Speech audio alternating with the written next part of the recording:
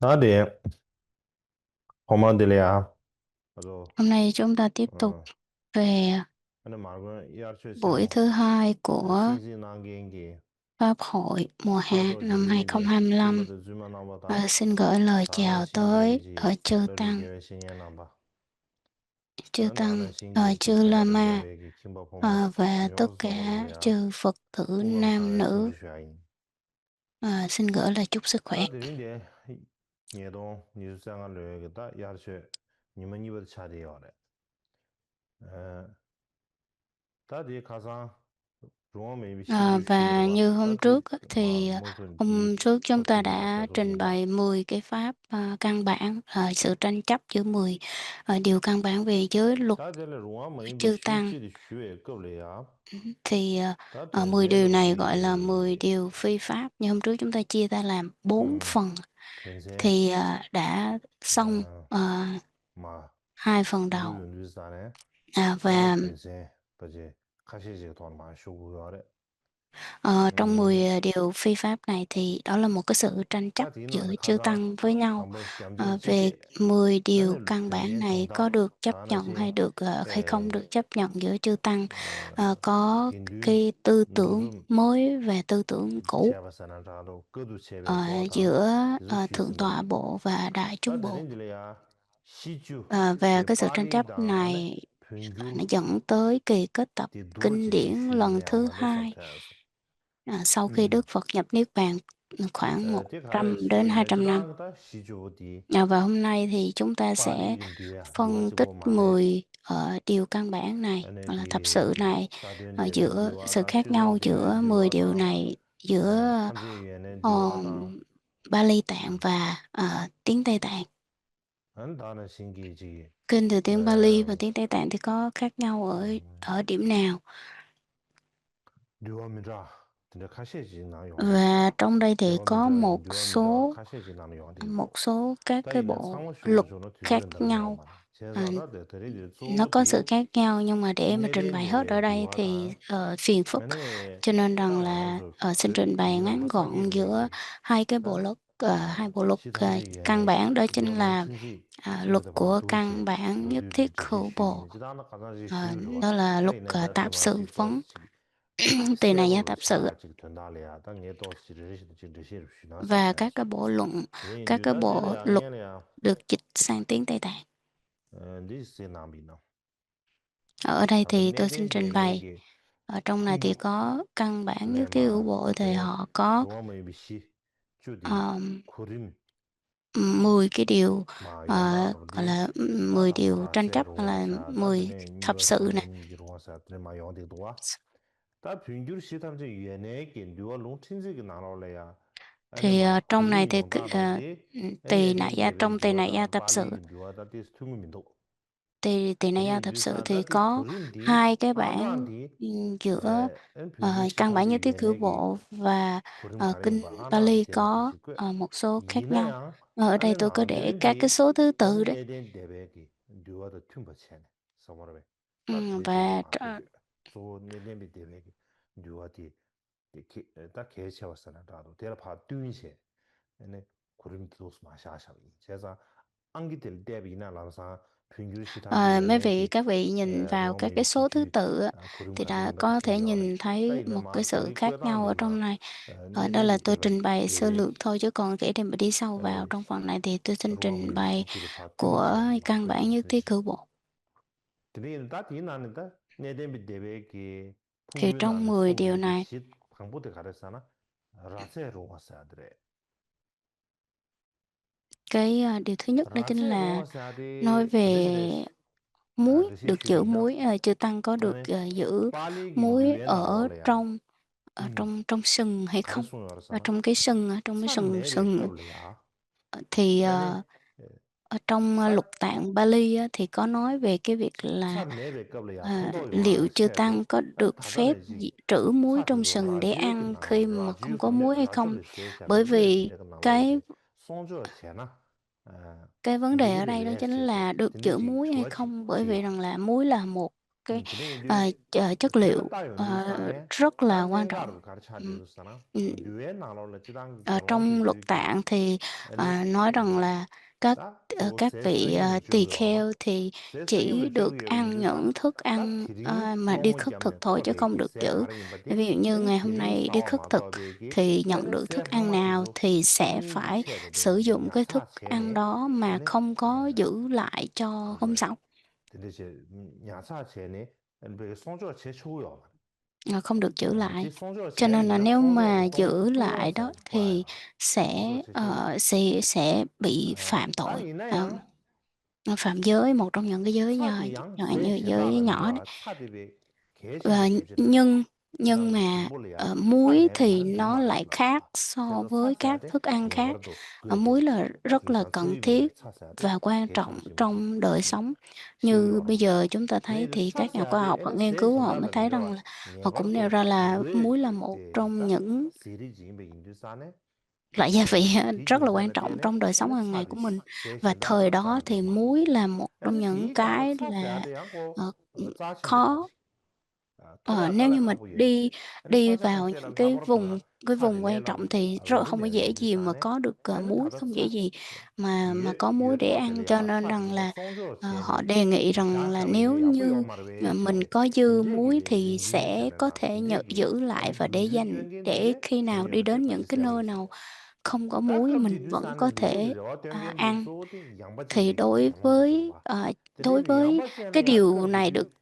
살아야 được đề 강에 nghị bởi 요마다 chư tăng 요마를 ở xứ 세디 Bạc Kỳ là cái 세빌라 까지 vùng 아주 시켜 Tỳ Xá Ly á, 말아봐 cái vùng Vaisali thì 니네야 인류바 남기 초월래야 강에 미쳐야 된다래야 cho nên là 에너지 cái vấn đề này thì mình không thể nào 차셔야 mà 개신주 차디야 nói 말두사 rõ ràng 그 hay là 아니 được 또 phân 송조 tích 체네 như 야 thế nào trong 되네 tăng đoàn, nhưng mà 아니 nếu như mình nhìn vào cái 야부야 thực 말을 tế thì mình 왜지 thấy rằng 인제기 là 참사되는 nó 게 cũng vẫn có 인제들이 một số 땡겼는데 cái ưu điểm khi 종류의 mà 수요시 một số người 근데 đưa 인류 ra cái quan điểm như vậy, cái ý đề 개체 nghị như 점은 vậy để mà 제쇼리 được 예비나 phép 이세다 giữ 또세 giữ 신다는 muối 미양 để có thể làm 차샤다 thuốc 또 chữa 개체 bệnh. 집 차리 왜 인두사는 Ờ, 지시는 텔레 cái 미세 thời 나만 kỳ 시스 của Đức Phật còn 나만 tại 시스 thế thì chúng ta thấy là 에 vẫn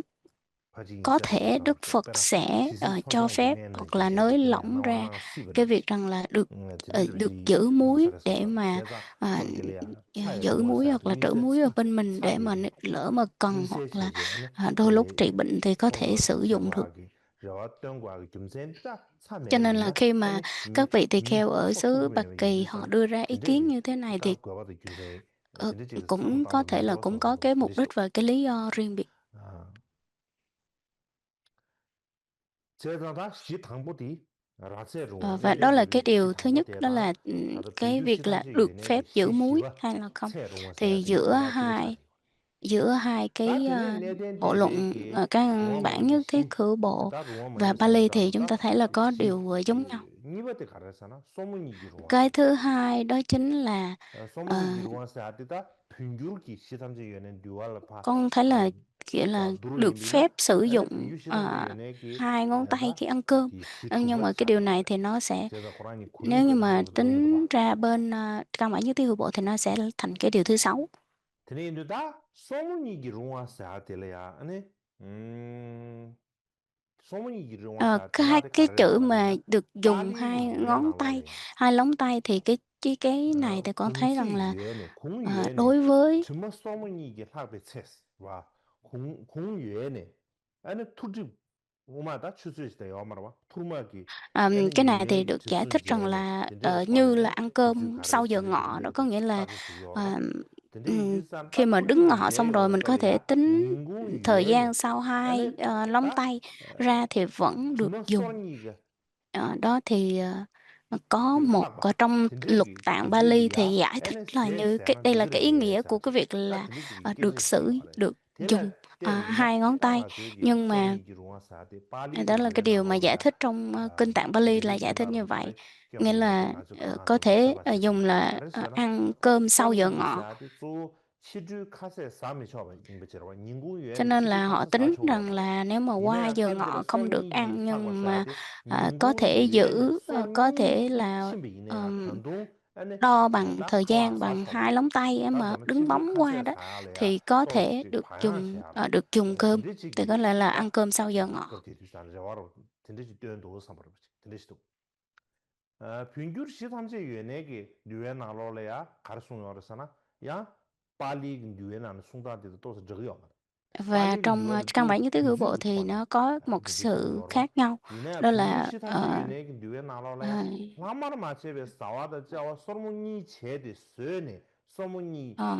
롱어 제데 là họ giải 쇠도와 thích á là không phải là ăn cơm sau giờ ngọ 다디 mà 고아디 là 칸디지 ăn 레고라서는 cơm xong 디다 rồi và nếu mình giữ cơm, giữ 겔롱기 thức ăn đó trong vòng 2 lóng tay đó, có nghĩa là nó 다 bằng 2 lóng tay thì đó là 디알로 phạm 취해네 봐 phạm luật chứ 겔라 không phải là giải thích là sau 취해니다 ăn sau giờ ngọ 라토 hay là trước giờ 디알로 ngọ. Cho 다 nên 서기니 đây có một 제제 cái vấn đề nó khác nhau 에 chúng ta lưu tâm. 라베 Nên là 디알레야 họ nói 에너세 rằng 항마르 là 유베텔레야 항마르 제베 세 đối 세데 với thức ăn 그래도 지당 고유엔 mà 나라로 인한다 khi 야나 mà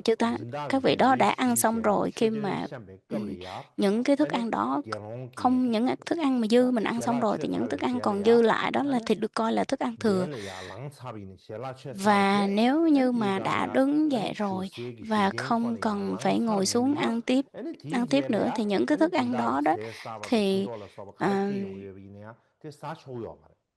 thì khi mình đứng dậy rồi 사초요 đó thì các cái 말라다 thức ăn 드니 khác 예 thì nếu 상담 như mà 샤차르니 thí chủ 다 써니 hoặc là người 사 muốn 체 cúng dường 녀비 đem 라베 tới 이내야 데 저기요 말에 là 야비 không 이나 được ăn 소문 nữa. 제베 Nếu 도 như mà 소요로 giữ lại 근데 đó thì 이제 phạm ba giặc đề, phải không? Thì 다 phạm 무슨이 giới ba giặc 사초요 đề. 말에 Thì 써니 đây là 서 một 유치하는 cái 가르쳐요 tên 말에 của giới của chư 이내야 tăng nhé. 다 진짜 제비 이나 Thì họ nói rằng là nếu mà 땅에 giữ lại 탑재요 khoảng 2 lóng 살았잖아 tay thôi 다 là đã phạm 당기 giới 겔라처 사이나 thì 단돈 không được. 진다들 주기야 진다 Cho 칼체기 nên là 겔라 chư tăng họ 삐용 mới ý 용어 kiến, 진짜 họ mới 겔라 nói rằng 진짜 là 용어체 chư 주기 tỳ 겔라 kheo ở xứ Ba 삐용 Kỳ đó, 라베 họ 이미나 mới nói rằng 땅아 là 칼라 nếu như vậy 세사르이다 상황 thì 지금 말해 nếu 말이나 như mà 아니 진다들 khi mà thí 주기네 chủ 상황 đem cơm 아니 tới mà 진다들 mình ăn 상황 xong 버릇 rồi mình nói rằng là tôi đã ăn 소소하비야 xong rồi và 양코 không muốn 찌기 ăn nữa thì sợ rằng là sẽ buồn lòng thí chủ, bởi vì 가르쳐야지 rằng là họ đã phát tâm 교인으로지 đem cúng 나처럼 dường 용구에 và 이주산에 ờ, 다 텔레 탑시 và 가르쳐요잖아 không thể 텔레 làm họ 구주산에 buồn như vậy để sẽ tổn cái phước 근두 và họ 겔라 mất đi cái cơ hội 셰차르메비 tích phước của 게롱기 họ. 쎄체 다 Thì 겔라 các 셰 vị này mới 차와지지 nói rằng là nếu như sau 겔라 khi thời 셰차르기 gian 게롱기 và 주기 sau 겔 khi 당도 cái 겔라 셰차르메비 thời khóa ăn 게롱기 cơm 쎄체 của các vị 에네 đã xong 겔라야 rồi, thời gian ăn cơm 쌈도 đã xong 투웨비 rồi, nếu như mà 세비 có thức ăn 출레는 nào 쭉 được đem 레는 tới 쭉 cúng 아니 dường 랑마티 줄래야 thì 랑마르 mình 체베비 vẫn có 처가세 thể 시야야 nhận 처가디 제 nhận 삶에 제 삶에 và 겔라는 làm 드네 cái lễ là thức 다 ăn dư. 다다 Làm cái lễ là 자기 thức ăn dư 쌈도 khi mà 투샤베기 những cái thức 세데도 ăn dư thừa 게롱기 đó 주기 게롱 mình 진다도 줄이야 các 곱셰 vị tỳ 겸네도 kheo 젤라 khác 체 có 사르 thể 이내야 được 줄 봐라 nhận 곱셰 겸네 và 세비나 chia 다 nhau 초요 ra để 다 mà 이나 다 có thể 딩게롱 sử 꼬르 dụng. 찌찌르도 와 Cái vấn đề này nó 랑마르 rất 찌기 là 사소셰 rắc 이나 rối và 따지르 xảy ra cái tranh 지 chấp rất là nhiều. Bởi vì sao? 딜나와라지 Bởi vì rằng là 유진도 không 녀브도 phải 처음 là cứ 저기 chia 유도할 nhau ra là có 중요해 thể 유 giữ hoặc 다 là có thể 딘데비 ăn thì nó 지 hơi xảy ra 녀브도 những cái xung 서로 đột. 유야 체도 다 Cho 소문이 nên 비롱어 chính 체어세 vì vậy 다 mà 소문이 mới đưa 비롱어 ra một 체어라 cái luật 생각이 để mà 지당기 다 phòng 야가 ngừa 클라사 và ngăn cản cái 서비스나 xung đột nó xảy ra, 야 thì chỉ 상식적인 được 야가 phép giữ 클라사 비스나 thức ăn 락베기 khoảng 2 cái 소유주 ngón tay thôi. 에네레네 락베 서러와 Như 그만들 chúng 지다 ta biết 도르던 rằng 말에 là cái 락베 phong tục 튜레네 ăn của 소문 người Ấn 락베 Độ đó 소문 thì họ 레네 chỉ 서러와 dùng tay để ăn. 드네디 Thì có thể là 소문이기 trong này 사왕 dùng được 샤들레야 2 ngón 다 tay, nghĩa 편다로니 là 고마 nguyên 칸디지 văn á 레네 là được 지천년 phép 가르니 dùng 2 땅다 lóng 지나 tay để ăn 비스라네 cơm. 갈하베 Thì cái nguyên văn nó như 이내 vậy, 찌기 nhưng mà cái nghĩa 샤베네 thì 다 mình thực sự 소문용기 không thể 세라 nào giải 줄레야 thích rốt 미세비 ráo và 편다로 đúng 가르기요 cái 말이 요아래 đúng, 녀도 đúng theo 썸바비니 cái nghĩa mà 찌체비나 thời 다 đó mà người ta 랑규 đặt ra hết. Thực ra 클라사다로 mình không có 누구라 thể phân tích được. 락베 Cho 락베 nên chính 소문님이 vì vậy 유산 다 mà 소문님이 소문찌 칼라수 렌싱 nếu 말에 mà 저다 nếu 인디비 mà 소문이 đó là 주도 cái khi 드네이도 mà 야만 ăn 주모다 cơm thì phải 저다 dùng 야나 2 lóng tay trở 태공도 lên, 주모래 chứ 야나 không thể nào 태공도 dùng 1 lóng tay thì không 진도 ngón 야나 tay thì không 태공도 ăn được. 주무신다 냠도 Thì 수 có thể là 칼라니 2 ngón 레네 cái với lại 사버리야 ngón trỏ hoặc là 드네이도 thêm ngón 다 giữa nữa 랑규 thôi, chứ không thể 칼라서 nào 비싸네 mà 에네 라베는 dùng 1 누사로 ngón được. 두지지 Ừm, 고 칼라서 cho 비야 nên rằng 다 là 이내 급들이야 다 당기 칼라 다 예버스는라도 칼라 오마데 Cho nên 세 là 사르치 chúng 아니 ta 단도 thấy rằng là 칼라 투여비니 trước 다 đó thì đã 델테르치 ăn cơm rồi, và 랑규 khi mà 칼라사다로 ăn cơm 민도 tiếp 띠 tục và 젠드스에 ăn 체비 thêm 마버리 nữa đó 땅에 thì 당기 세상 다 là 단도 một cái sự 단도지 ngăn chặn đấy, 다 không 체기 không được 말이야 ăn nhiều 사쇼 hoặc 소리 không được ăn 민주산다 마세나 지금 lần 말해서 dư 약속시제 nữa đó. 간다 Thì 잼스에 để 체게 sự 라베소네 ngăn chặn không cho mình ăn nhiều thì có thể mình ăn 뜸디 chút xíu 체제에서 뭐 với một 땅 ít 베베기를 ăn 제단지 ăn để mà gieo 뜸디 duyên á. 체제에서 또 세네 Như cái phong tục của 봐 người Tây Tạng, chúng ta thấy rằng là 랑규 tất cả mọi thứ mình 칼라세바지 có thể 제데 dùng và 제데 dùng một cái cách là gieo duyên 잼산에서 어떻게 gieo 머리 duyên thôi 제제는 thì không sao. 섭섭 체제 ăn 나는 rất là cẩn thận 균일지 và 레베스. lấy trong cái mức 근데 định cho phép. 제안에 진들지게 남바 진들지게 토안에 Cho nên nếu như mà với 레베기나 một cái 아니 hành xử như 다 vậy thì vẫn 아주지 có thể được 나는 cho 그걸 phép. 해서 알았지. 안다 진들지 딱 하나 고급 제체는 방향 Thì đó là cái 제기다 cơ hội mà 진들지래도 các 와. vị này đã, yêu cầu và đưa ra 다디 những cái yêu cầu 도와로 như vậy 진들지 để, 차례. ờ, có 다디는 thể, 시순바디 tiếp nhận 가르쳐나. những cái cơ hội từ thí chủ. 시순바디 Ờ, cái điều căn bản thứ 대화 thứ ba đó, 총나 죄배 중앙사대. 총나 죄배 중앙사대. 다 대다 평균 cái điều 시상직 căn bản 위원회 thứ ba đó 신나발 chính 람지 là, 중앙사대. 된다 ờm, GBS로 용되면 로 삼성으로 시. được phép, 제가 ăn cơm. 다디 총나 죄배 중앙사대 가르쳐나. 세 빼나다. 결혼돼서 당분 건배나로 Ờ, 여비지 gọi là, 건배나로 được ăn 제라체 trong 사업체 làng 아니면 khi đã ăn 건배나로 xong. Có nghĩa 치외가 rằng là, 총세 신다제는 khi mà 회고 các 여비나 ngài 아 ăn 총세 cơm xong rồi 신다제야 và tỳ kheo ăn 뭐지 xong rồi và 총세 nếu 신다제를 내 như 사업 đi tới 제례야 những cái 총세 làng 될래야 khác và 제라 사업 평균에는 và các, 충분히나 tới làng khác 아니다 và có thức ăn ở 사정이 đó và 되었지로 thí 당긴 chủ cúng 건배나로 dường, 최사로 thì 이나다 그래서 총세지 vẫn được 총세 dùng 신다제를 được 내고 phép, 인디산에 아니 dùng. 그 사자 뼈 사업 인디산에 Cho nên 아니 là 사자 면도 như hồi nãy 인디산에 vừa ăn 아니 xong đó, thì đó là mình ăn ở trong chùa 사자 hoặc là ăn ở 면도알이야 nơi khác, 클라스는 hoặc đi 드그레스 ở 알았어. nơi khác. Thì nếu 진대지기 mà gặp 딱 người, 아주 고하루지게 cúng 행고유에다 dường thức ăn ở làng 야내려면 khác 딱 thì vì là cái 지 làng khác cho nên, 단기 có 총세 thể 나로래 muốn được 제라체 phép 사업을 ăn, 했다 thức ăn 총세 đó, 그 hoặc 타러 có 가라 thể 레네 muốn được 사자 phép 또 ăn ở, 또 타를 누구 ờ, 차 사업 một 제래야 cái, 총세 그 타를 내 사업 ừm, 제래야 제라 cái 평균에 cuối 빈디 làng, cuối 충분히나 ngôi 아니 làng, 총세 hoặc là 타를 ở 내비나 xa cái 아니 ngôi 클라 làng 제는 chính đi, 드그레스 알아 hoặc là ở trong 야나 rừng cây thì 지 vẫn 총 được ăn 지 ăn những 신앙 thức 길로 ăn 와디 đó. 지 Hoặc là mình có thể thọ nhận và đem tới, đem 내 vô 사업 rừng ăn, 제래야 vô rừng cây 제라차는 để mà 드그레스 ăn. 알았어 시작한다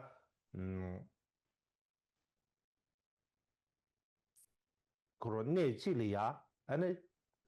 Ờ, nói tóm lại thì 그 양양 cái, 4초고 매매 điều 인디산에 căn bản 나고 내지 thứ 뼈 차베 cái điều 제래야 thứ tư này nè, 양자 cái điều thứ 48로 ba này là, 제지기 딱 được, 저와 동거 phép 메로 ăn 섬섬으로 ở 차례 các 또와 cái nơi khác, được 다드네 phép ăn 시시버디 가르쳐리 khi đã 왔으나 ăn xong rồi, nghĩa là 시시버디 sau khi đã 에네게로 ăn một 와사데 lần thì,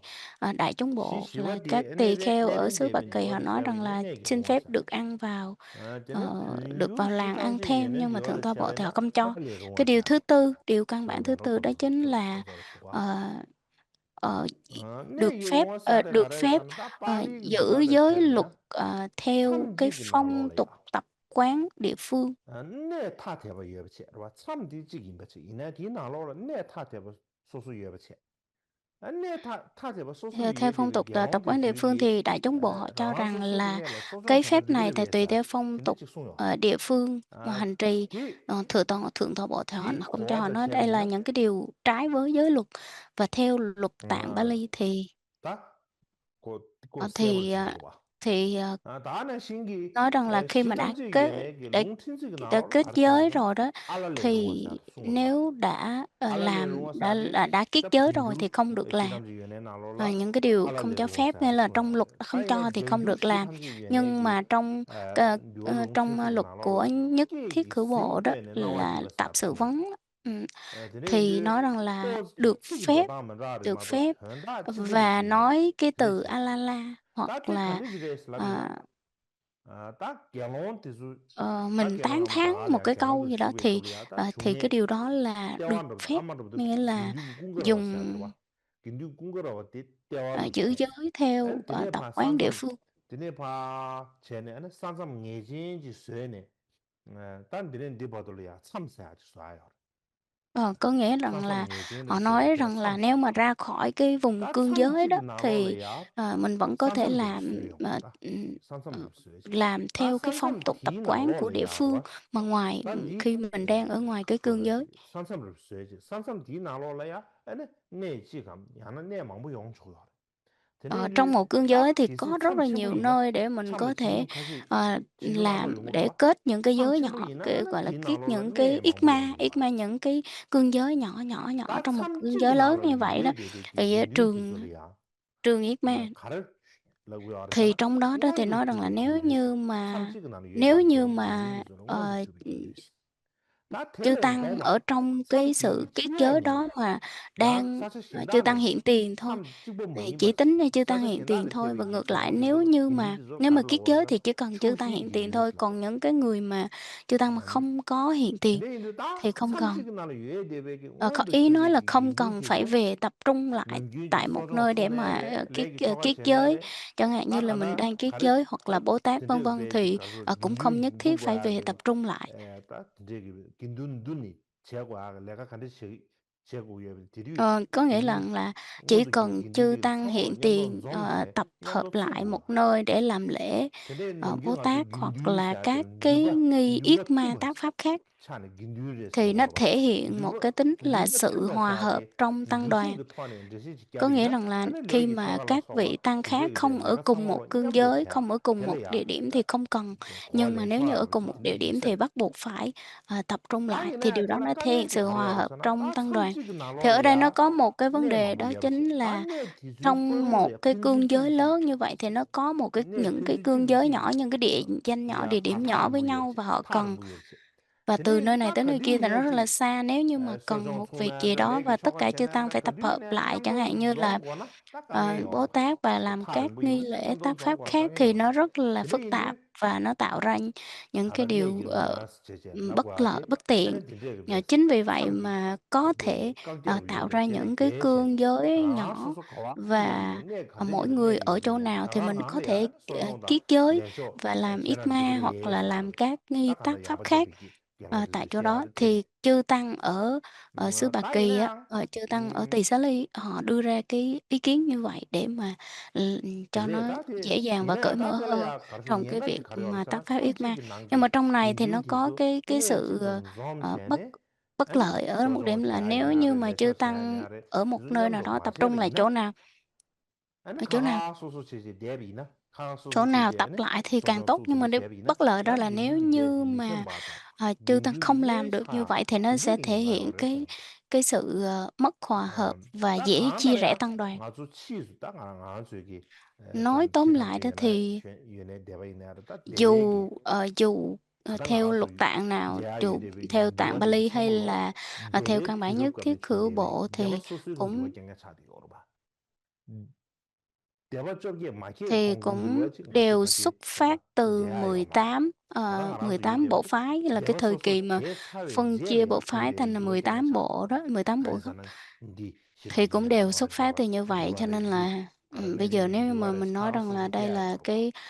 căn bản 제가 딱 thượng tọa bộ hay là 상소소 căn bản nhất 시야 thiết khử bộ, 예버체는 cái giới luật ở 레벨 bên phía 기록감이 nào thì nó cũng 중대백이 누가 뒤지 sẽ 나로는 bắt 아주 nguồn từ 때비나 18 기기 나 디나로래야 답변은 18 bộ lớn. 그래도 참지 나로래야 아니 소송 소소체는 그래다 말했어야 될래야 야 미세 구양 때샤부터는 영어도 왕에 가장 쉬는 참지 Cho nên nếu 나로래야 như mà 아니 như bây 양고 giờ chúng ta thấy là 튜브와 dù 소소를 cái 제기 mình theo cái 소송체는 hệ thống của 그래야지 giới luật của 딱 bộ phái 아주 그 nào, thì 유연한 cũng 숭어지 đều cho phép rằng là 대숭야지 nếu như mà ai 딱 ở chỗ nào thì có thể tập trung 대숭야한테다 lại một 하다 cái nơi ở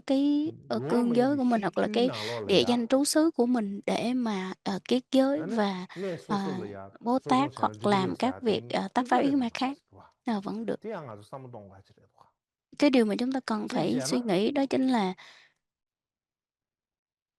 개발적인 뭐좀 권해야 삼지근 나는 유해 대백이 긴주 사말로 내버던 cái điều 정과 mà chúng ta 긴주 cần suy nghĩ đó chính là, 따이네 trước khi 아침 18 bộ 개발적인 phái này 그 phân chia thì 소소 đã có cái trường 제네 hợp này chưa? 아니 Họ đã có 좀 những 유해기 심리냐 cái 그게 sự 그렇지 mà ý 다양으로 kiến để 지금 mà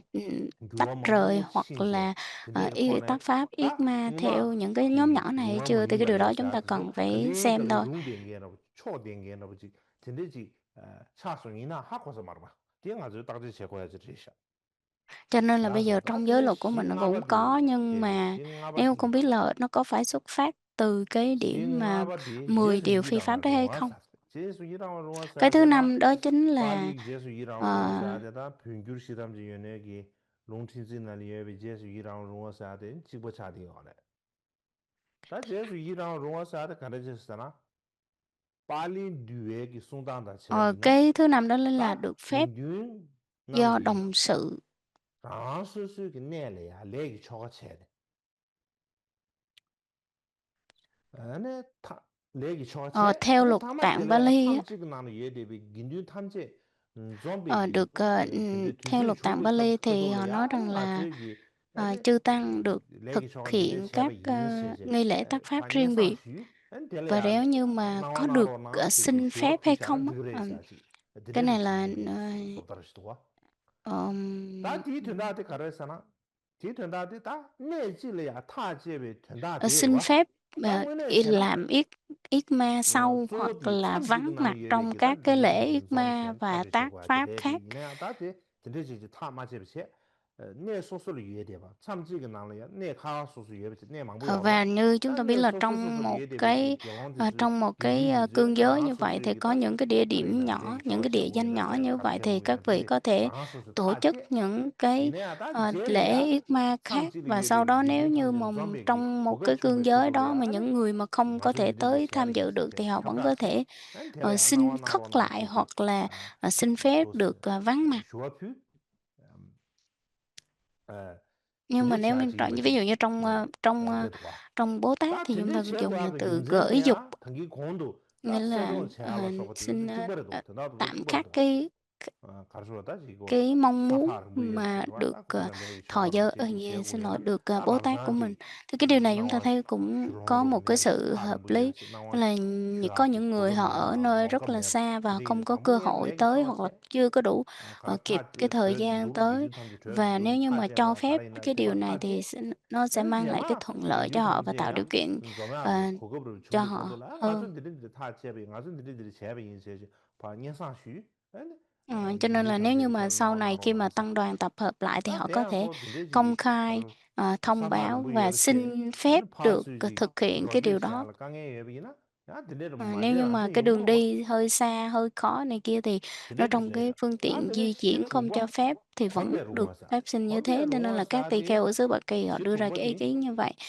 Cái căn bản thứ 시통버디 6 là 다 cái điều thứ 6 trong thập sự đó chính 권배 là 롱어송 내된 대변 유에 나는 권배 롱어송 đó là được 되네 phép 시탐지 유에 내기 cho 유에 나로라 ờ, 다 되게 첩저버디 군도 죄베 ờ, được phép 롱어사로 thực 들이 tập 정리도 theo cái phong tục tập quán của cái nơi đó.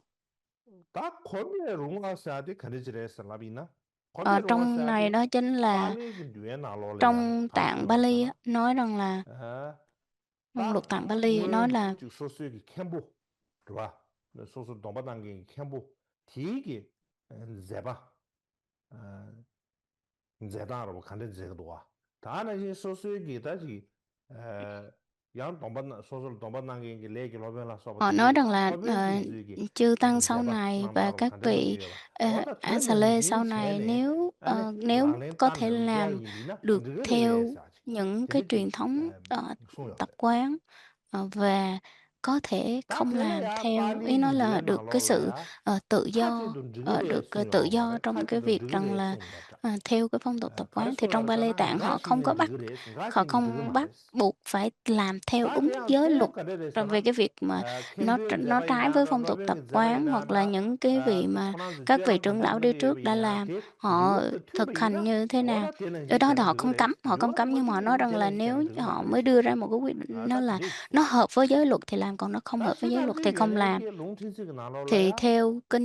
theo 따뜻하게 luật của 로벤나 캔두기 nhất thiết, căn bản nhất thiết hữu bộ, thì 제바바 họ nói rằng là 제비나 르먼디사를 쏘여만 họ 저 cũng không có nói rằng 사포에서 là ở đây là 떼어지 được hay 주바 không được, 떼어봐 nhưng mà họ 루니마스 đưa ra một cái điều rõ 제제 ràng luôn, đó chính là 당기 에네베 tỳ kheo có 사포 được 아니 đào 미시발라 đất 사포 và 튜브이나 아니 sai khiến 느그르레사 à, 드레송도와 người khác đào đất hay không, hay 따뜻 là 느그 말에 được phép 송어다 cuốc đất hay không ấy, 그다 탐지 시담지 연예계 hay là biểu người 롱틴스가 느그 khác 말에 cuốc 송으로다 đất thì cũng không được. Thì 롱엄 trong đó 시바 đó 누구 말했음 누구만 딱 만지 비긴 센데다 동진 바시바 ờ, trong 나로래야 cái vấn 뒤집힌 đề mà 쓴바 đào đất và 사포에 không đào đất 동진바 này thì nó liên quan tới 인센데 giới Ba Dật 딴데 시기에서 Đề. 딴 느그 말에 송으로 봐 세상 다다 Cho nên rằng là 내된 대백의 소야기 đối với luật 안에 luật 권배 tạng 롱아스야 của nhất 제당 thiết hữu bộ 다다 시탐지 ờ, 위원회기 뇌나로 위에대비 꾸드죄베 và Ba 롱아스야디 Lê 다 Tạng á, 된다 là 또 등가 있잖아 của thượng tọa bộ đó, nó 얘네 cái phần này nó 찌짜는 có 드레지 sự 역시 khác 있다는 nhau. 사람들 Nhưng 콘데로 mà 왔어. nếu như mà 딱 콘데로 왔어. 나도 phân tích 뚜기 là 제베로 왔어. phân tích thì 딱 một cái nó chi 초지네. tiết và một cái là 딱 nó 때는 chung chung. 싹고 하는 차샤비는 Chẳng 딱 hạn như 캠프기 지금 là 막 싹고 được, 이제 캠프 được phép 경험이나 làm 싹고 theo 이제 phong tục 봐. tập quán. 딱 캠프 Theo phong tục 경험 đó thì 임버체 ví dụ 이내 như 되게 đối với 이마 thời xưa thì có một người, 싹 trụ 꼬웨기는 trì 제발 hoặc là cái 정말 vị mà trưởng sự ở trong 싹고 tu 알아서 viện. 버튼데 Thì 둘라칸 싱알아서 버튼데 제다 trong 싹고 chùa 알아서 nếu như 버튼데 mà được, trong 제발 chùa, trong tu 제시그레 viện thì có 제발 thể, 제르체 야나 레기 được, đào 로면도 đất để 이즈기 mà xây 투아 chùa hoặc là 투아도 đào đất 시야체도 để mà, 싹고 알아서 ờ, 버튼데 자와 dọn 제야체 dẹp, 와다 chùa 지단 chiền trong 게라기 tu 싹고 viện. 줘가 말이야 Thì 이내야다 thông thường thì 녜기 tỳ kheo 캠프다 không được đào 녜기 đất, 든 nhưng mà, 거는데 되게 nếu như 제야도 mà theo cái 제가 trách 녜기 nhiệm của mình và 근데 theo 쟤는 tăng 그렇게 sai 그랬어. thì tôi có thể 근데 làm 쟤는 được. 그렇게 가야 Thì đó 되게 cái đó 캠프 thì họ 걸로 cho phép. 취하고 말았어. 그래서 Cho nên 캠프다 rằng là bởi vì 로맨디지 sao? Bởi 원한 vì 송아 là họ là 아니 những người chấp 이 sự ở 제손 trong chùa, 당시에는 họ 쟤는 thay 그렇게 tăng mà hành sự, cho nên rằng là nếu như mà tăng sai 딱 thì họ có 하나 thể làm. 전화도도 디 드레질리언 듯이 갑이나 아니야 내된 대회 숭아대라 디 Và 시탐지에는 nếu như mà mình 숭아대 giải thích 딘디지 theo một cái hướng như vậy đó thì cả hai cái, 근데 bộ 이거 luật 되지 tạng này nó 드레지 sẽ 말이 không có 봐. bị mâu thuẫn 나 nhau. 대미나네 양코니 베데 카하소소지 Còn nếu như 베데 mà mình giải thích 카하소소인데 theo cái cách mà mới vừa rồi trước đó thì 나는 mình thấy rằng 내된 là nó 대회 sẽ có cái một sự 디나로래 mâu thuẫn và dường như cả 세로 hai cái 숨도 thuyết 되나 của hai bộ luận nó không có bất kỳ một cái 캠프 điểm chung nào hết. 간데지 쉐비나 데 베데 캠프 가르쳐내 디 제스 나는 그래서 아주 다시 숨도 가보 말아봐 Cho 딱 nên là 캠프 ở đây không có nói tới cái việc rằng là 제발이 세를 một cái vị 내세 tỳ kheo hay 따뜻 một 제발이 vị trụ 세디 trì hay là 뉴에기 vị 제베 trưởng sự chấp 나올래야 sự trong chùa, 더스티 một vị, 자와에 대해서는 나도 제바도 또 Asale trong 인디세 chùa, họ 이내야 thay tăng 캠프 hành sự nhưng mà 제지 không phải 제바도 là họ 미두버 có thể 캠프 làm 제지 bất kỳ một cái việc gì họ thích, mà nếu 따이네 mà 제바도 cái việc đó 미규다 phải 내세 được 탄제기 chư 대해서 tăng đồng thuận 담으로서네 đúng theo giới luật thì mới 나한테 làm được. 그게 저거 봐 근데 이제 따뜻 세버지 민도 Còn nếu như 근데 mà 이제 việc 세벌 gì, 용화를 딱 khi mà 신가 cái vị 민두 đó 시담지 là 연예인 누가 được tăng 되는 sai 알지야 bảo mà thích 세벌 làm 용화도 cái 다 gì cũng làm 수 thì, 싹고 하는 điều đó 데비 không có 또 được, nó 되게 không nói rõ 청내다 là tất cả mọi thứ đều được 다는 làm, 이 않고 mà chỉ 제발 nhắc 지나고 rõ rằng 누가는 là 시추고 về 봐 điển hình là cái việc 되레시 ăn, xin lỗi, 다 điển hình 되네 là 시 việc đào đất 민바데 다르래 và biểu 롱와서 người đào. 다와데 나라 다와서야 되는데 다와서야 돼 다라도 축구다 사지 얼바 당하주는 게 오말래야 소단 람 망부죠 얼바 어데 드네 이제 다 다와서 뭐 유른 제샤디 다와서 뭐 유른 제샤 딱 다르래 롱와서한테 간지래도 사나 다외 롱어스한테 단다다 평균 시탐지 위원회기 뒤에 나올래야 스텝에 롱어스한테 더블 차디도 Và 제 ngoài 가르래 ra thì 시비나 trong này có là cái điều 음 là được, giữ 다다 빨리 뉴어디 주 나올래야 được ăn sữa chua, 세 được ăn 세상을 sữa chua 제알이야 hoặc là được 아니 uống 갤런디 주기 uống chất men mà 원래가 파워라 nó chưa thành 딱 rượu, chưa 다와도 lên men 저거 쇼네 마차버체 이내 thì được 어마어마 dùng để 많이 họ 걸리지 nói rằng là, 근데 이게 ờ, 다락 쇼르지 와다 chẳng 나도 hạn như 제가 sữa 이제 chua đó 다락 mình 쇼르 có thể xin lỗi, 다락을 sữa mình 써버리기 có 딱 thể giữ 말하면 lâu thì nó sẽ 야나 thành sữa 따야 chua, thì, 누가 컨디기 xin được 나올래 phép 내가 ăn sau 진단을 giờ 누가 ngọ. Thì 누가 진단 cũng 나올래 말다 정지도 불응나서 뭐 세베 một số luật 아니 tạng thì không cho, chẳng hạn như trộn sữa chua với lại, 충분히나 đường 누구래 phèn, 야 xin lỗi, 땅마르 với 체베 lại 처가 mật ong 매발래야 và, 충분히나 누구래 bơ lại với nhau thì có 야나 được hay không? 쇼래야 아니 Hoặc là 추세네 아니 hoặc 뒤모임 là, 발래야 뚱나 trộn 누구래 sữa chua với lại 되게 nước, 찍기지 để cho nó lỏng ra và nó 지당 không 뉴에 còn là nguyên chất 나올래야 của sữa chua nữa. 오마레 쇼레 Thì 마레 Đại Chúng Bộ 정스레 họ 되게 xin cho phép, đây là 뒤지네 phép 대사 cho phép, còn Thượng tọa Bộ thì họ không chấp nhận điều này. 이무기 응엘이야 Thông thường 아니 thì chúng ta thấy là sau 가르치그레스 cái giờ ngọ đó, 아 họ nói rằng là được phép ăn sau giờ ngọ, còn 나는 trước 지금 giờ ngọ 상마르 cái được 체베 ăn hay 처와 không thì không biết. 체고 다 이네 타지도 해봐도 요 말봐 다 이네야 대순냠도 세네 아니 뒤모임 발로 론체나 지그레 Cái điều mà 바르샤디 chúng ta 뉴에 cần phải phân 나올라 tích ở đây đó 되게 chính là, 세버드 이사마 mình 디 세베 매버 trộn chung 인디사네 lại và được 양버체디 ăn sau giờ ngọ 갤런디지 hay không. 다 Cho nên 대순냠도 là trong luật 세샤는 tạng 뒤에 này 자나 không có 드그레스 rõ ràng, cho nên chính vì 빼나 vậy mà các 불응기 vị 축에서 tỳ 다 kheo 불응기서 ở 산다 Đại Chúng Bộ đó, 양고 các vị tỳ kheo 뒤모임 ở xứ 발로 Bạch Tỳ, Bạch 세나 Kỳ á, 누가 họ 이모기 mới 봐 đưa ra ý 제가 kiến 다 rằng là 뒤모임 được 발로 uống sữa 세나 chua sau giờ ngọ 누가지 hoặc là,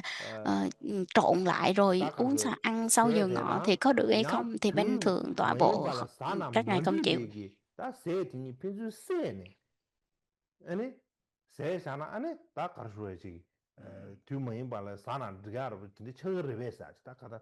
또 레버를 쭉지 봐 Cho nên 이거를 là 세지 cũng sau này 근데 cũng có nhiều cái sự giải thích 딱 khác 묘하게 nhau, đó 스포츠 là 딱 trộn nó 근데 lại hoặc là để 우연하게 riêng ra hoặc 제가 trước giờ 다양한 ngọ hay 스포츠 sau giờ ngọ. 묘하게 스포츠 Thì, cái sự nới lỏng giới luật nó bắt nguồn 다 từ 되래. những cái 다 ý 되네 kiến như thế nào? 시계바드래. Cái điều 시계바드 thứ,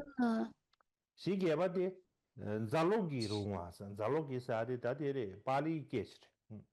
마드디 벽에 많은 잘로기 롱와서 잘로기 롱와서 하다가 평균 시험지 유엔에게 네배 롱와서 하되 벌써 직부 처음에 로삼 정도. 제 간데데 슬라비는 잘로기 사데 쪼다 창기 소르지. 그래도 와. cái điều thứ thứ 8 가버도 là 신 달라요, 여러분. 신 được 달래기 ủ, 간 được uống 신기 rượu 나로래야. ủ 또 nhưng mà nó chưa 코에서 lên men. 신기 찌르지. Ờ, 코안으로 까버지 용리도 와. 될래야 과이면서. 다 간다 딕 전다데 가르잖아. 배디 cái 창도 rượu lên 먹유세. men này có nghĩa 배디 là, 창 마찬가지. nó không 야세 hoàn 야타마 toàn 창 thành 마찬가지. rượu, nó 에 chỉ lên men nhẹ và giống như cái rượu 마샤베기 mà 아니 rượu nhà làm á, 진저거래 tự mình làm, 찐저거다 코어로 chứ 진짜 không phải là, 생기지거든. bằng hóa 야나 chất. 창이나야 창디 Được 추다냐도 세네 통남 hoặc 지그래 là có 베사. thể lấy cái 아, rượu ủ 다 mà 근데 chưa 양 lên 되게 men đó, để 대바르지 trộn 내배랑 với 우리도. nước thì có thể uống được hay 아, không? Đó 빨리 là 류에 Đại Chúng 나로라 Bộ thì họ 순리 nói rằng là 창다. được phép, 마제 còn bên 창라 Thượng Tọa 써봐. Bộ thì 다 không chịu. Và trong 창것이 Tạng Bali họ 창 nói rằng là,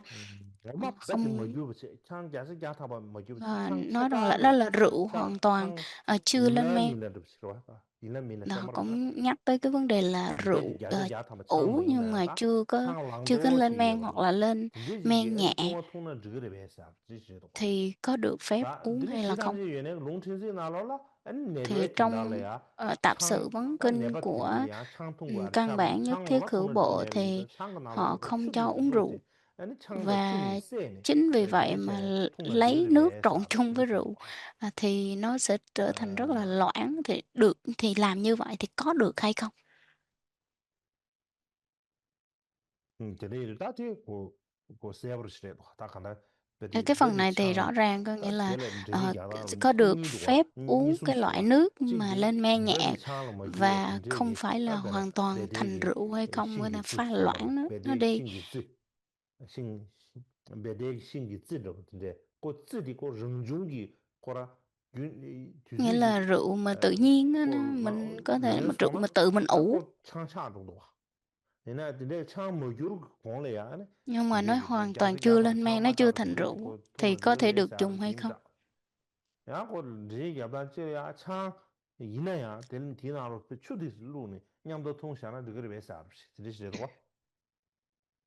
다 될래야 아니 등상 심주고 망부지기 다디 Ờ, 어디 sau 디 này thì nhiều 계제디 vị học 강 giả hoặc là 창통도에 các 라는 cái vị mà 셈으로 nghiên cứu gia 창통도에 thì 라는 họ 셰셰셰디 nói rằng 마도 là, 되게 cái 느낌래지 phần là, 다 có được uống rượu 방아셰고도 hay không 셰셰 딱 không 간다 được uống rượu, 루미니스 강에 chứ 셰셰네 không phải là 느낌은 nói 방아셰고도 tới cái việc 되게 rằng 방 là được trộn hay 레와셈바르 không 바지 trộn gì 이사바르 hết, hoặc 근데 là, 창통도에 라는 배 셰셰바르 좀 맨로스 이제 nói rằng 셰셰지 là cái động 용도와 cơ của mình là 나 mình có 가시에 muốn 살았다야 uống rượu hay là 네바라 không. 미세 Chứ không 지당니 phải là 말지 cái việc 미세 mình hành 네바드 động là 될래야지 uống rượu 창 lên men hay 리아도도 là 세바르도 những 용리도 cái 봐 nước mà chưa lên men hay này kia, cái hành động 때는 cái 배해나 việc mà mình 롤래야 uống hay không. 맨 가시야 Ngoài ra đó thì nó sẽ 선지산에 có một cái 아니 việc đó là 맨그 đối 딱 với những người bị bệnh 창통과 thì họ 이제 cần 여러분 phải dùng rượu để 야 mà trị bệnh 이제 đó, 개발하지 thì 용리 có 뭐 được phép hay không? Chẳng hạn như trong 다들이 thuốc 시구버들이 của Tây Tạng thì có những cái loại thuốc mình cần dùng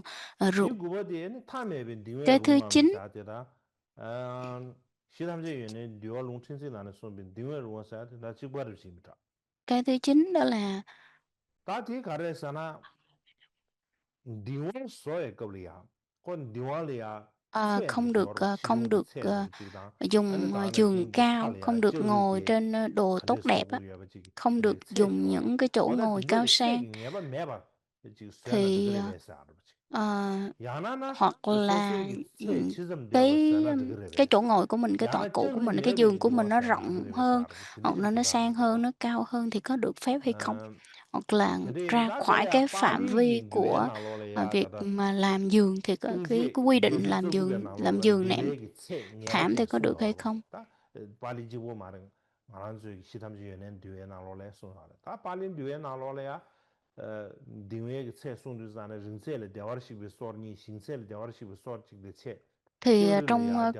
trong Lục Tạng 되게 Bali 그래서 và 보여스 trong Căn Bản 대략 Nhất Thiết Hữu 하고이나 Bộ thì 다 đa số là đều có những 제베 cái 또 quy luật, giống như 보여스노로 nhau. Có nghĩa là, 아 드레 인주사에 khi mà làm giường hoặc 야 là 근데 làm tọa 가서 cụ, may tọa 리노알레 cụ 아체 thì 영감에 nó sẽ 봤어 có 그래 cái kích 로마 thước, 시소하다 lớn, 그 nhỏ, 저리 내봐 khác nhau 사버도 như thế 저리 nào, 내봐 nhưng mà 근데 không có 저리 내봐 bắt 이나 buộc 리와체 là 가지 쇠나 그래서 알고 깨저를 Ờ, 드리지 không 됐다 không 저리 có 쇠비 이나 bắt 맞세 buộc. Chẳng hạn 내봐 như, 쏘고 그랬어 đối 저리 với 내봐 những cái 이나 아니 giường mà 쇠 không có 내봐 chân 쏘고 요 thì, 말했어 약속 nó lớn nhỏ 알다 với nhau, 그래서 khác nhau thì 근데 cũng được hết, không sao cả. Còn nếu như 가져야 mà những cái giường 인도주 nào mà 병기들의 cái giường 종이다 ngủ á nha, nó 딸이는 có chân 타마들이 thì 시주버디 phải bắt buộc phải theo một cái quy luật nhất định. 시주버디 Cái điều thứ 10 승률 đó chính là, 때롱어 사데 다 결혼기 승률 내는 được, 저거래 왜 nhận tiền 승률 hay 기준 không. 야사세는 저거래 왜 사드래 지당 류에 나로라야 지 결혼기 승률 Thông thường 내하다 승률 trong Lục lem베이나 Tạng thì, 승률 야사세비 저거 không 말해 cho 제비나 방외 동시에 해야 돼 승률 không lem베 được 뻥동용 giữ 거와 tiền, 뻥동용 그래 소 tiền vàng 말했어 bạc châu báu, không được phép giữ, 따이네야 vàng bạc châu 그 báu, và 지소 nó 그 nằm ở 벤조 trong 폐기에 첨부를 thuộc 줘야 cái giới là 뉴스안에 giới, ba vật đề. 아니 다지 결혼 결바이나 암라 긴두지나 암라 디솔이야 지 Hoặc là giới sa đọa. 승률내나 아니 초아게 아까라 하고요 봐 근데 딱고 개방하면 야갈에 좋습니다 Trong, trong thời 아 đại nào 단단히 nào thì chúng ta 주민들이나 thấy rằng nếu như mà 대샤면은 không 깔라 giữ 하고 tiền thì hơi khó. 대샤면은 다고 Cho tới bây 가져야지 giờ, thời hiện tại em thấy nếu không giữ tiền thì 가르쳐 càng 그 khó 좋아라 그 hơn nữa. 대샤면은 차사로 Nếu 내가 như bây giờ 제발해요 làm bất kỳ một việc 그래서 gì mà không có tiền thì không 딱 làm được. 대샤 맵이나 Cho 아니 nên nếu như mà 땅에 không có 쉬비 tiền 폐기에 thì, 인상 à, làm việc 딱 gì cũng rất 대놓고 là 그냥 땅 계약속지 khó. Cho nên 그냥 chính vì 마땅하라 vậy 마음에 mà, 용기 열어봐 không thể không nới lỏng về cái việc này. 드레이도 다 승인내는 저거 말했지 가봐 Cho 잡아 nên nếu 삼지가 mà nói 타체 rằng là, 투야지 민바 간다 왜 nếu mà 인도야 nói rằng là 땅에 không được 채용하지 phép, 승유협인데 야한테 giữ, 딱 옹망하듯이 vàng bạc 얘네들 베레 thì 로마의 tiền 시주 tài, 성사 của cải 승인내는 저거 thì 말해 nó 걔가 rất là khó. 타체 틱 담제 아니 배 라자고 Không 디게 không thể 타체 nào 틱 mà, 담 thắt chen chặt 되게 cái 순항 việc này 버려 được. 딱 이내고 야하게 지소되고 Đặc 벤조 biệt là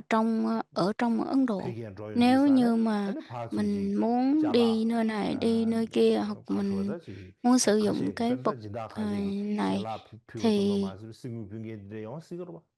ờ, 다 하나씩 다들 cũng 뒤지게 khó. 문제를 Và 찾아버리나? nếu mà không có 다 tiền thì cũng khó, và hoặc là 승유대 thí 이나 chủ 다 người ta 승유 muốn, 처벌을 cúng 그래 mà mình không 빼샤로 nhận thì cũng 빼샤 không được. 매비나 다 Ờ, 아무 소화기에 들어 갈아 가보고 봐. 근데 이제 야 cái điều 제가 mà, 하고 저 삼도 야 dễ 말고 dàng mình có thể nhận thấy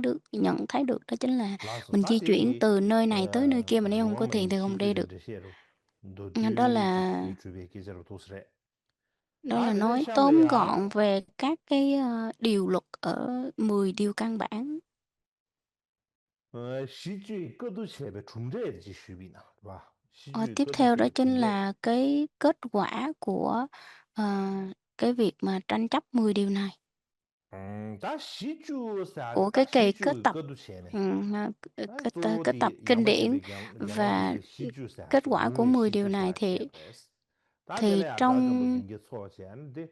trong 루마레라 cái, 말에 제제 끝으로 trong cái kỳ kết 나오세네 tập này chúng 아니 ta biết là có 가마테네 루마 hơn hơn 말했어 봐 700 người, 700, 다 루마 말이 trưởng 마임바 lão A-la-hán khác 루마 nhau. 마임바 좀 더 Và 마세 10 điều 베베다 căn 간다 bản này có được, 시주데 또 10 điều hợp pháp, nó có trở thành là 10 điều hợp 시주대로베 pháp hay là 10 điều 롱젠 phi pháp. 근데베 Ờ, 라멘 따비나 bên, 또 trưởng 영어를 쓰고 lão, 말봐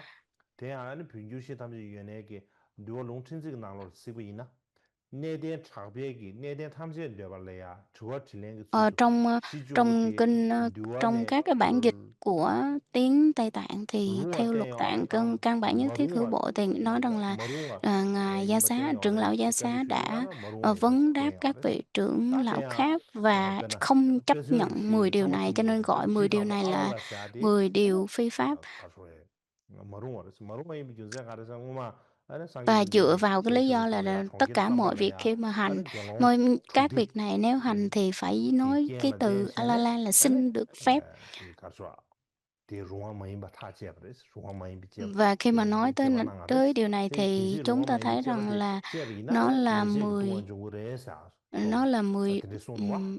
어다 디엑소를 một 딱 간다 trong 10 레시로 điều mà nhóm 레시로 tỳ 소와 관계 kheo 콩스 ở 도비오라 다 nhóm 망아체 tỳ kheo 동제 ở 동제 콩스 xứ Ba Kỳ 도그레스는 họ đưa ra 근데 nếu 다디 mà phạm 10 cái điều này đó 망보 thì 슈모체 thuộc tiểu tội hoặc 다다나 là những 치 cái tội 개바 nhẹ. 아다 심주보 망보찌기 가르친 거라서나 Sau 시주부티 này thì 나로네 các 다 cái vị 시주부 học giả sau này 슐랄로베 thì họ đều 라블라바 đưa ra 10 베지 điều căn 가블 bản này cho nenga từ 첨부로 cái việc 다 nhỏ cho 제반 tới việc mà nhận 개첨부 차리 tiền 여러베스나 vàng 차려 bạc. 버렸어 다 Thì 디나는 họ có hỏi 시민이 rằng là 겜바다 제수 이라고 đây là những 쳐봐다 điều có quan trọng hay 구지 không? 유엔에 Thì họ 사도 nói rằng 참지도 là 난게 không, tất cả 10 việc 개론데 này đều không 아니 phải là những việc quan trọng. 내 소설이 야베 그렇죠 내 찍도 소종 마제비 난 저기 열에서 되다 다음에 Và 이제 레기 từ cái 초가 việc nhận tiền 제비 rồi 걸레다 냠이야 레기 초가체 yết ma 디젤이야 sau 나와 ờ, 쇼악 소식 열어봐 hoặc là 나와서 xin phép 말이야 레기 초가체 디젤이야 xin phép 긴두 탐제 không 나와 tham 쇼악 dự yết 소가 ma 됐어 và ăn sau giờ 내들 ngọ 아버지 딱 rồi vân 도스틱 vân. 가르쳐지 긴두 폐기한 알 슈겐셔부터 여비 인두산에 어느 도스틱 내가 전부 차리고 알았어 대마 임바 되게 돼 상황로지 라바 참여 공수 떠봤으나 나도 그것을 지금 계속 뭐 말해시게 Cho nên là sau này 디시엔기 thì 내용도 các cái 있어 vị học giả mà nghiên cứu sau này thì họ nói là trong 10 điều đó cũng có 다 một 뭐나 số điều ra cái 로마의 xem 시주도 nên xem 등이 trọng vì nó 콘스만에 có sức 제데 ảnh hưởng lớn và có 강부 những điều 고수 thì không nên 연계데 xem trọng. 냠바진베기 민지기 다 포스나다 민지기 Lúc 경험이 đầu 망고스제 thì 다 các 고수 cái vị 시주부디 제네 다디 BCD vị 말레나고 tỳ 되게 kheo 시기 BCD ở 말레다 Vaisali ở cái vùng Tỳ Xá Ly thì 다 이내야 họ nói rằng là đây là cái 10 다다 điều 내된 mà 야샤스야 ờ, 되게 ờ, 시주부디 chúng ta tăng 루어 bạn 마임바레스 chư tăng 뉴든데 nên thực 충분 hành. 말을 제제 하는 공기 Và họ nói rằng là nếu mà thực hành thì 리시게베 là 아니 나 sẽ làm 공리지고 cho 리시게바 되게 đúng pháp và 충분 làm 말어 cho giáo 근데 pháp 이제 được 다 thanh tịnh. 디체도 아니 내된 게마 사마 된제슈 봐 Cho nên chính vì vậy 다자마디 mà 사마 các vị 된제슈네 này 손도 đã 쏘한다 ờ, 손도 쏘아대 thỉnh. 손도 뒤토래야 아니 Và chính vì 주얼 vậy mà Ngài Gia Xá, Ngài 레레게 trưởng lão Gia 기체는 Xá đã 달라다 ờ, 시주부든 뉴튼도 튠바에 coi 민바 rằng là đây là 미든도 10 다디야 cái điều phi pháp 초니가노니 không được 그 phép làm, 튠미도 열다 và vì nó đưa ra lý do đó là vì là không 뉴베레스게 phù hợp với luật 뉴튼도 tạng. 튠브레스게 Cho nên rằng 초다 là 뉴튼도 trong cái 튠브 kỳ kết tập 말했으게 này 초니가오 các ngài đã 냠돈 ờ, 롬제 딱 đã 룰링 tập 제네 hợp 딱 lại và 타마텔이야 참여를 thảo 딱 luận với 징유스럽 nhau, và 제제 딱 두 말을 제제 타제바 ờ, cuối cùng thì quyết định rằng là đây là 10 điều không được làm, gọi 10 điều này gọi là 10 điều phi pháp, là 딱 vì nó 두 trái 말을 với giới luật, 타제바 되는 일이 딱 trái với luật tạng 요즘 do 링게 Đức 두 Phật 말을 chế là 타제게데 아니 ở 라좀바 링게 trong 타제바레스 딱 라좀바 링게 나도 ở trong 타제바 시주도 ờ, 롱어 뭐이 타제바레스 trong 8 vị tỳ kheo trưởng lão mà đại 되는 diện á, 일이 딱 hoặc là 7 vị 시주부디 tỳ kheo 롱어 trưởng lão đại 뭐이 diện thì 타제바 될라 때네 các 딱 vị này đã chấp nhận thì 뉴웨게네라 sẽ 아 700 vị 닥터리를 나눠서 봐. trưởng lão đó 이 cũng sẽ 닥터리 đều phải chấp nhận. 나야지 딱 거두니버디 중재 체슈디 되레스. 뉴에기 땜발라야 닥터리 나야지. 봐. 아, Cho 디 nên là 중재 체슈에레시 cái 다 kết quả 딱 lớn nhất của 들으시기 cái 바래. kỳ kết tập kinh điển lần thứ hai đó chính là quyết định 10 điều căn bản, 10 điều tranh chấp này 당이나 là 아주 네가 뚝섬 không 시에고야지 được làm, 가라서나 nghĩa là 시주의 không được phép 시주부디 làm, nghĩa là 루어 đây 뭐임바 gọi đây là 레스 10 타 điều phi 제네 pháp. 딱 뉴에 Thì 땜발라 닥터리 cái điều mà 체바레 chúng 아, ta 딱그 chúng ta lưu ý ở đây đó 거두니버레 chính là các 야나 vị 테라스다 đã 라좀버 링게 ờ, 거두시 요아리 야나 quyết định 거두니버스 đây là 요아카 10 말도 điều phi 뚱그레 pháp trong kỳ 다디 kết tập kinh 코르데 điển lần thứ hai. 뇌덴베 초스 Như 더베긴 vậy thì 뉴어디즈 나노 xung 초이나로 quanh 마더베기 những cái vấn đề này 페진데베 초스 더베긴 초스 더버스나라도 페진데베 뉴에 나로래야 시주 거리야 거두 thì dường như 니버 là 샤디 시주 được 거리야 시주단 제바예베 거지 소요 말해 페진데베긴 다 뉴어디 다다 게이 톨마도 요 말해 ờ, 디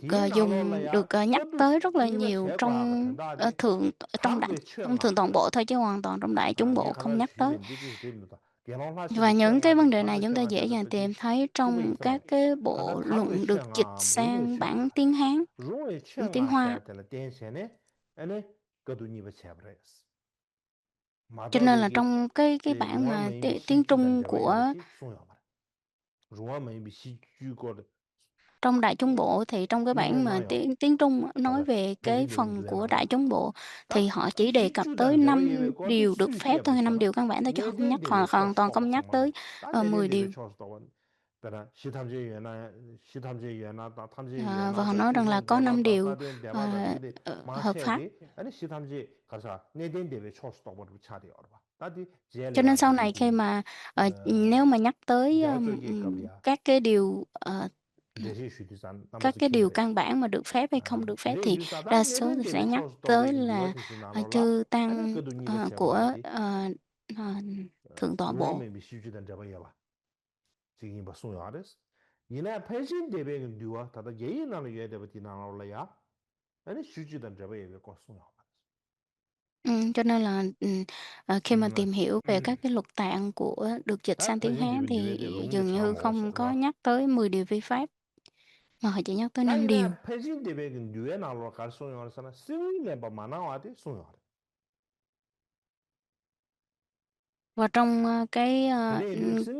trong thượng tọa bộ, trong đại chúng bộ đó vẫn nhắc tới cái việc rằng là có được giữ tiền hay không. Và dường như là giống nhau ở các đó là không được giữ tiền, là cả hai bộ phái đều chấp nhận. Còn những cái điều khác thì đa số là nó có một chút khác biệt nào đó. Cái điều mà cần chú ý nữa đó chính là cái lần kết tập kinh điển lần thứ 2 thì nó có 700 vị A-la-hán, 700 vị trưởng lão. 가상오마 쉬는 시 군가면서 당번에고 라바 참몰래야 방향 채널 저거래서 이게 데려와 아 방향 채널 저거래서 야나 유리내가도 뛰니 Và trong 700 vị trưởng lão này thì đa số là đệ tử của Ngài A Nan, và Ngài A Nan thì ban đầu là những người có cái xu hướng như là cái tư tưởng của Ngài có cái sự phóng khoáng hơn, có nghĩa là những cái điều nhỏ nhặt hoặc là những cái điều nào mà không quan trọng thì có thể bỏ qua, hoặc là nới lỏng cái sự nghiêm khắc của giới luật theo cái thời gian cũng như là tùy theo địa phương hoặc địa danh nơi mà làm. Nhưng mà các vị trưởng lão ở xứ Bạc Kỳ thì họ không chịu. Xin lỗi, các vị trưởng lão như các vị trưởng lão thì họ không đồng tình theo cái ý kiến của các vị tỳ kheo ở xứ Bạc Kỳ này, và họ cho rằng là đây là cái 10 điều này là 10 điều không được phép, gọi là 10 điều phi pháp.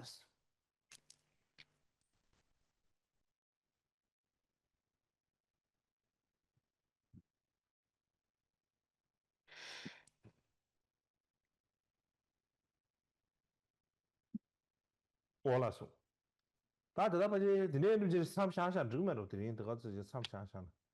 nay chúng ta trình bày ngắn gọn như thế này thôi. Có thể là hôm nay chúng ta tạm dừng tại đây không?